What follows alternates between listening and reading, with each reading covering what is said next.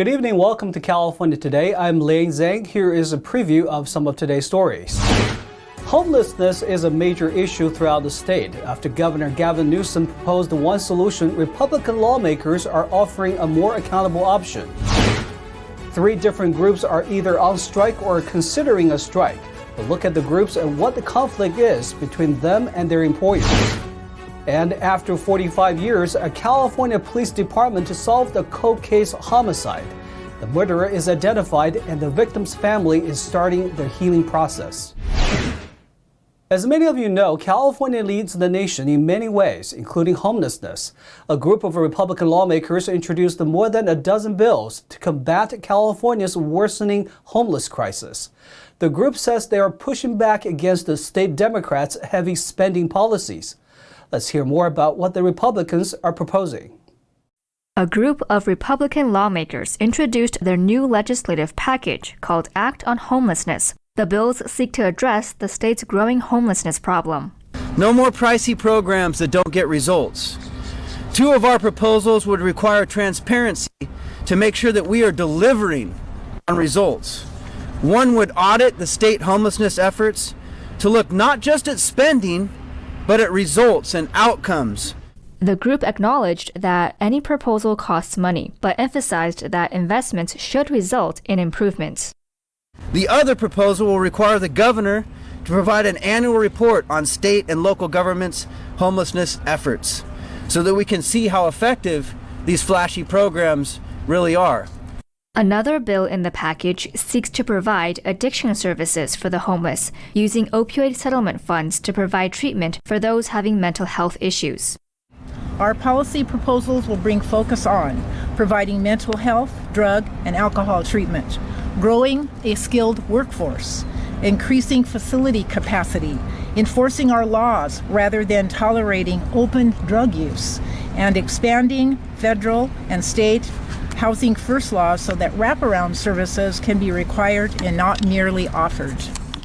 The state adopted a housing first philosophy in 2016. The idea prioritizes placing homeless individuals into permanent and temporary housing. But critics point to the shortfalls of Los Angeles' Proposition HHH, a $1.2 billion bond measure also passed in 2016 to create 10,000 housing units. Only 1,122 have been created, according to a recent report by the city's controller. Similarly, San Francisco invested millions of dollars in providing homeless individuals tents as housing during the pandemic. The city distributed 226 tents across 6 locations, sheltering just over 300 people. The annual budget for these tents was $16.1 million, over $60,000 per tent. The homeless folks that are trapped living on the street and their families don't care if solutions come from Democrats or Republicans. They just want to get their families healthy. Unfortunately, for too long in this building right here, the governor and our Democratic colleagues have made this a partisan issue. Governor Gavin Newsom announced in January that $12 billion in the state's proposed 2022-2023 budget will go toward permanent supportive housing and mental health services for the state's estimated 160,000 homeless individuals. At the beginning of March, Newsom announced his Care Court proposal. The program would compel treatment for people who are homeless, struggling with substance abuse or other behavioral health issues. But these lawmakers expressed concern with Newsom's plan. But what if they refuse? The problem is the law. And a court, even the Care Court, has to follow the law. And right now the law says that they'll go right back into the criminal justice and conservatorship systems that are failing them today. Jamie, a former drug addict, spoke at the press conference about her experience with drug addiction. 13 years ago, she recovered through a treatment program, which taught life skills. She says homeless people need treatment, not just the keys to a hotel room or apartment. I want to say that this bill that they're introducing could change lives because no one can make good decisions when they're using drugs or they're in a mental health crisis from using drugs. You can't put drugs in your system and expect someone to make good decisions. It's impossible. The legislative package includes over a dozen bills, all of which are making their ways through the State Assembly and Senate. Cynthia Kai, NTD News, California. Spring seems to be the season for strikes this year in California. 3 different groups are either on strike or preparing for one. Let's first take a look at the strike that may affect much of the southern or part of the central California, a grocery workers' strike. Employees are currently voting whether to picket their markets. Thousands of grocery store workers began voting on Monday whether to allow their union to call strikes against several large supermarket chains. Nearly 50,000 employees working at Ralph's, Albertsons, Vons, and Pavilion stores can take to their ballots this week. Results are expected to be announced this coming Sunday. The United Food and Commercial Workers would organize the strike, which involves clerks, butchers, pharmacists, and pharmacy technicians. Previous negotiations broke down over the latest 3-year contract, which expired on March 6th. The union said the companies offered a 60-cent per hour wage increase, but employees asked for $5 an hour more. The union also asked for expanded safety committees in the stores, as well as increased health and welfare benefits. The Los Angeles Times reported in a statement that Ralph said they are focused on setting a deal with the union. Albertsons, which is the parent company for Vons and Pavilions, said in their statement that the goal is to provide what the union requested to their employees. Albertsons emphasized an agreement that would also be good for its customers, as well as keeping the company competitive. The union has not yet reached an agreement with other chains, including Gelson's, Skater Bros, and Super A. A similar strike nearly 20 years ago put 70,000 Southern California grocery workers on picket lines for more than 4 months.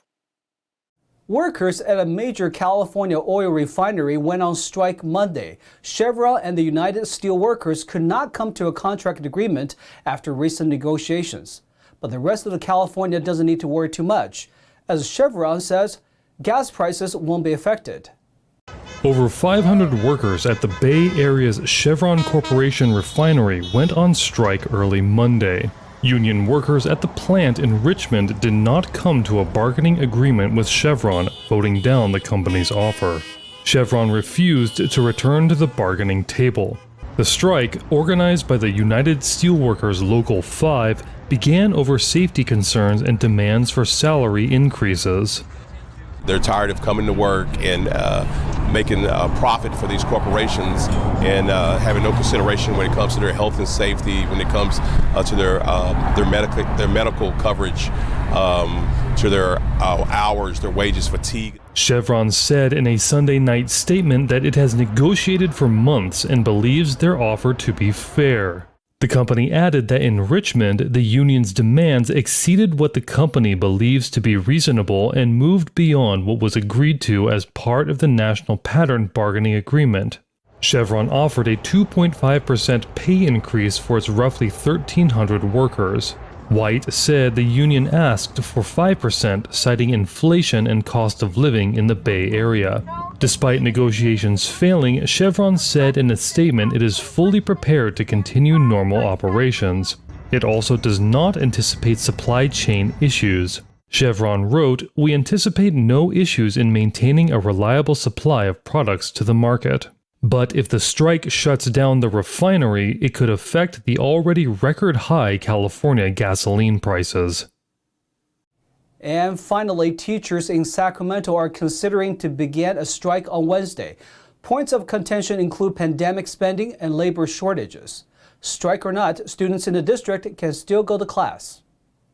A teachers' union in Sacramento is set to begin a strike on Wednesday, but the parties returned to the bargaining table on Monday, just days before the anticipated strike day, according to the Sacramento Bee. On one side is the Sacramento City Teachers Association, teamed up with the Service Employees International Union Local 1021. They're at odds with the Sacramento City Unified School District over staffing shortages, pay, and policies for the CCP virus, also known as COVID-19. Disputes are focused on the district's intent to spend tens of millions of federal government dollars on COVID-19 relief. Sacramento Unified announced that due to staffing shortages, schools could close on Wednesday for 40,000 students. But at the same time, the striking teachers intend to highlight labor shortages, saying students are already without full-time teachers or substitutes. A specific duration for the strike has not been announced, other than through this Friday. Plans for the strike come 1 week after union members overwhelmingly voted to authorize the strike, according to KCRA 3.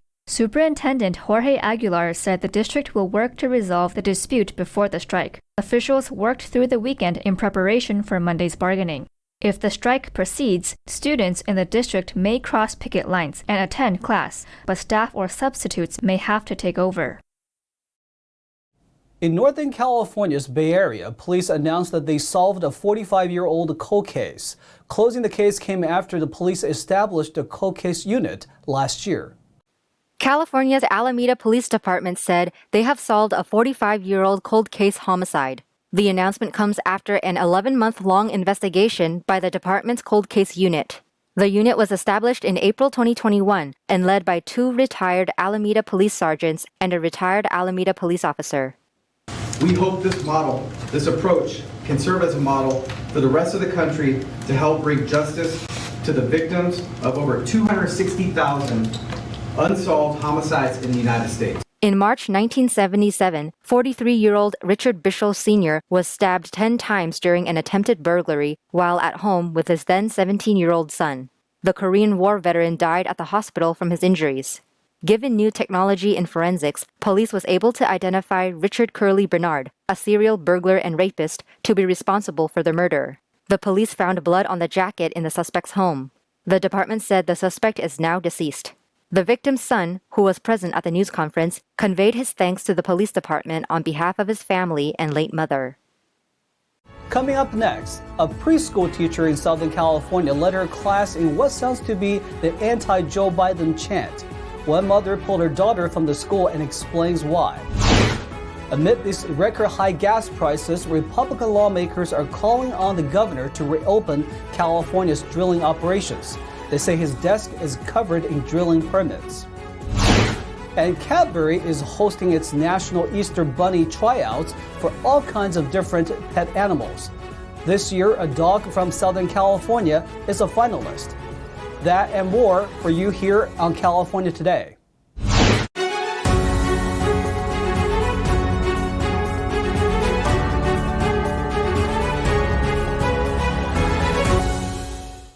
Five people in Oakland lost their home to a fire in a tiny home community on Monday morning. A city council member called it unacceptable.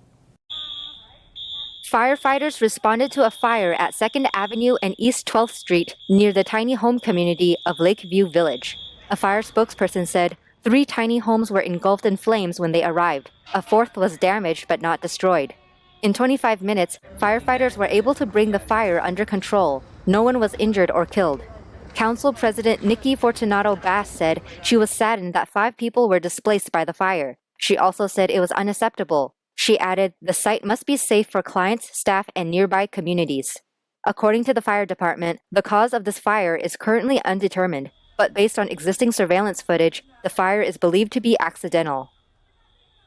A private school in Southern California apologized for a video of preschoolers apparently chanting against President Joe Biden. The video shows a teacher leading the chant. One mother explains why she removed her daughter from the school. Here's more from NTD's David Lamb. In a video shared by one mother, an unnamed Southern California teacher asks students about the U.S. president. Who's our president? Biden! What do we want to do with him? What? We want out! Tina McFadden, the mother who shared the video to social media, said the preschool teacher sent the video to parents on February 18th. From the video, it's unclear to make out the last word of the student's response. But McFadden, whose daughter attended the school, said the students are saying out. Officials at the school said in a statement to parents that the school was sorry for any misunderstanding caused by the video. Earlier today, a video was posted that has since been deleted as it did not share our school and church philosophy of honoring and respecting authority, including those in government positions. This occurred at Turning Point, a private school in Norco, California, from a President's Day lesson. Now, as Americans, we have the right to believe in whatever we want. And the statement, if anybody believes in that, that's fine. That's their right to believe in that. However, it is not the right of the teacher to indoctrinate 4- and 5-year-olds. McFadden said she withdrew her daughter from the school. It's unclear what disciplinary action was taken against the teacher, but McFadden said the teacher remains in the classroom, because the school said she is repentant and has learned from her mistake. Turning Point is a nonprofit Christian school that offers a wide range of programs for preschool through 6th grade. NTD reached out to both the school and the mother for comment. McFadden says she's getting overwhelmed with all the requests at this time and needs to pause. David Lamb, NTD News, California. With the gas prices still sky high around the country, a number of California lawmakers are urging the governor to invest more in the state's oil. Let's hear more on what they have to say. Kern County's leading Republican lawmakers gathered at an oil extraction site on Monday to urge the governor to invest more in California's oil production. Time after time, they have stopped the innovation, the investment, so we could produce our own and become energy independent. This has got to change. The lawmakers called on Governor Gavin Newsom to reverse his commitment to renewable energy and instead approve permits to allow more drilling.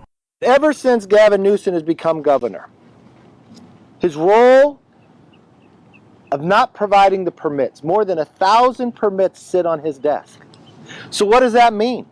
It means California, since he's been governor, has lowered production by 20%. That's 89,000 barrels a day. Earlier this month, Newsom pledged to end oil extraction by 2045, something he emphasized during his State of the State address. But these lawmakers disagree with Newsom's plan. The governor of California has thousands of permits sitting before him that could allow our state to produce hundreds of thousands of barrels a day. That would allow our state to be energy independent.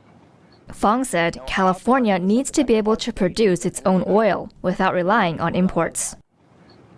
Now, I also want to emphasize the fact that our state is an energy island. Many people don't know that.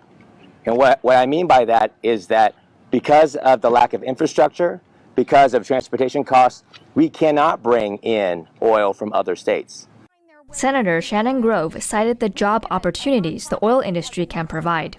And we had a young lady came through the program that was from the Navigation Center, and she was from the M Street Navigation Center, and she says, I don't read and write very well, but I can do this work. And she became a welder, and now she's providing for her family in the oil industry. She says these jobs can provide people a second chance at life. And another thing, 22% of the people that work in this industry that make well above a six-figure income are second chancers. It stops recidivism. It lets people have a job, which is the greatest security that you can ever have, and a job is the greatest solution to poverty. Speakers at the press conference said if California is less reliant on oil imports, the state's high gas prices could see improvement. But as gas prices climb to a new average high of $5.86 as of Tuesday, another oil-related partisan battle is taking place in Sacramento: how to relieve pain at the pump. Newsom and Democrats have put forth the idea of sending gas rebates. Republicans, however, are pushing for suspension of the gas tax. Cynthia Kai, NTD News, California. As Easter approaches, owners can enter their pets in an annual bunny tryout for a chance to be on TV. Contestants range from a hedgehog to a horse. And a dog is representing California this year. The 2022 Cadbury Bunny Tryouts is returning for its 4th year and is now open to the public to vote for this year's winner. The public can choose from 10 finalists, including a llama, Pacific parrotlet, sugar glider, bearded dragon, hedgehog, and a miniature horse. Among them is a California local named Callie, a Nova Scotia duck-tolling retriever with a pink nose, dressed like a bunny. Callie is from Ojai, California, a small city in Ventura County, northwest of Los Angeles. Every year since 2019, Cadbury searches for a beloved pet to fill in their iconic Cadbury clucking bunny commercial. The winner would be starred in the commercial that screens across the nation and also brings back a $5,000 cash prize. The voting closes on March 22nd. This year's winner will be announced on March 29th. Now to NTD's Thomas Christian for an update on sports.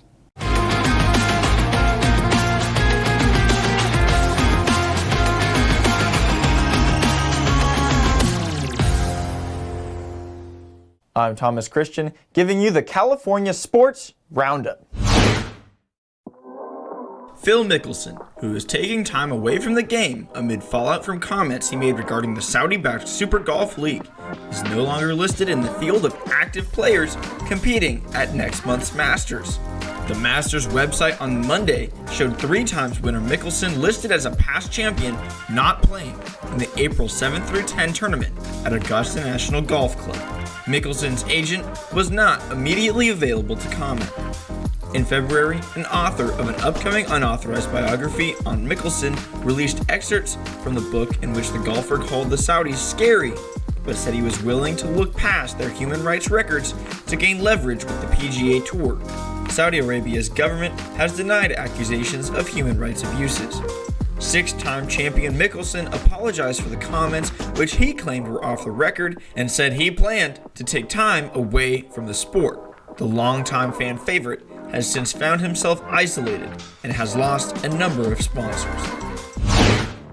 Philip Forsberg earned a piece of Predators history on Monday, scoring 2 goals and 3 assists to lead Nashville to a 6-3 road victory over the Anaheim Ducks.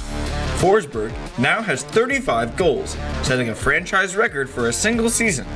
Victor Arvidsson held the previous mark, having 34 in the 2018-19 season. Matt DeCini is also alongside Arvidsson in the record book, as DeCini hit the 34-goal plateau with 2 power play tallies on Monday. DeCini's goal at the 3-minute and 8-second mark of the third period was a highlight reel effort, with the forward going between his legs to fire the puck past Anaheim goalie John Gibson. The Predators also made team history, setting a club record with their 7th consecutive game with 4 or more goals. The offensive surge has helped power Nashville to a 7-2 record in the past 9 games. The Ducks fell to 0-5-2 in their past 7, with their longest winless drought of the season. Derek Grant scored twice for the Ducks, with Troy Terry collecting his 30th of the season for Anaheim's other marker. Trevor Zegras and Kevin Shattenkirk each had 2 assists. Predators 6, Ducks 3. Poland's Iga Swiatek blew away Greece's Maria Sakkari 6-4, 6-1 to win a windswept Indian Wells final on Sunday and move up to number 2 in the world rankings. The 20-year-old Swiatek claimed 6 of those breaks, including 2 in a one-sided second set, clinching a second consecutive WTA 1000 title with a thundering forehand winner. The title is the 5th of 2020 French Open champion Swiatek's career. After losing her first 3 meetings with the Greek, Swiatek has now come out on top in the last 2, with Sunday's victory extending her WTA match win streak to 11. Sakkari earned a spot in the final by dispatching defending champion Paula Badosa, but had no answers for the windy conditions and a focused Swiatek. With the win, Swiatek woke up on Monday as the new world number 2. And while she said that it does seem surreal, she is already targeting Ash Barty and the number 1 spot. Despite the loss, Sakkari will jump to number 3 in the world rankings on Monday, matching Stefanos Tsitsipas as the highest position ever achieved by a Greek player. Sakkari never settled into the contest. She held serve to start the second set, but after that, it was one-way traffic as Swiatek swept 5 consecutive games. As always, I'm Thomas Christian, and thanks for tuning in. And that's all for tonight. You can join us again on California Today every weekday at 8:30 p.m. If you have any news tips or ideas for our show, or just want to let us know how we're doing, our email is california.today@ntd.com. I'm Liang Zhang. Have a wonderful evening.